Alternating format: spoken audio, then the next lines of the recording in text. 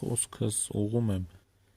Վարդան Ղուկասյանին, կուզենայի, որ ինքն էլ սա լսեր ու իմանար ինչ որտեղ, բայց խոսքս նրանում է, որ իր կառավարման ընթացքի համար եմ ուզում կարճ բացատրեմ, թե ոնց կարա ինքը չընտրվի, չընտրեն իրան, չթողեն ինքը ընտրվի, բայց ոչ թե միայն ասենք Հայաստանի կառավարության կողմից ու ընդհանրապես Հայաստանում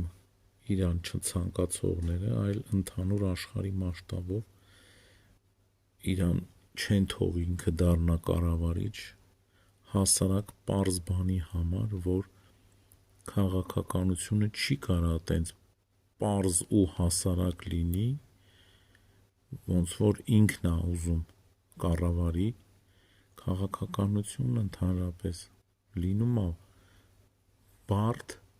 ստերի, մարդկանց մանիպուլյացիայի,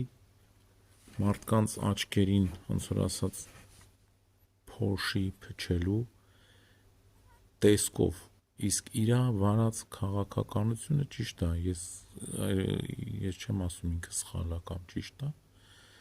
բայց եթե ինքը համարում է իրան այդ ձևի քաղաքական գործիչ, իրան չեն թողնի կառավարի, որովհետև ինքը օրինակ է ուրիշ պետությունների համար վատ ձևով, ուրիշ պետության ժողովուրդներ կտեսնեն այդ պարզ ու հասարակ քաղաքականությունը, որ վարում է ինքը,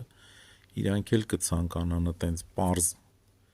ու հասարակ տեսնեն այդ ամենը, իսկ դա աշխարհը չի թույլ տա, դա ոչ միայն Հայաստանի քաղաքականությունն է, այլ ընդհանուր աշխարհի, որ աշխարհը չի ցանկանա, որ մարդկանց աչքերը ոնց որ ասած բացվի, ընդհակառակը կառավարիչները դուք իմիքվա ժամանակաշրջանում տեսնում եք, որ բոլորն էլ սուտ են խոսում, խաբում են, պրյամով, ոնց որ ասած ուղիղ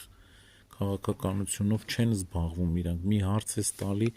իրանք sense մի հատ, չգիտեմ, ինչ են խոսում, չես էլ հասկանում, թե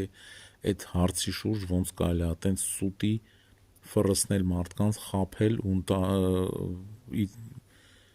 վերջին հաշվարկով դուրս գա, որ իրանց պատասխանածը вообще ոչ մի բանի հարցի պատասխանել չէր, հենց որ դա մի քիչ դժվար հարց է, որ Վարդան Ղուկասյանը կգա կառավարության գլխի, իրան չեն թողնի, աշխարհի մասշտաբով էլի եմ ասում, դա իմ կարծիքն է, ամենայն բարին հայ ժողովրդին։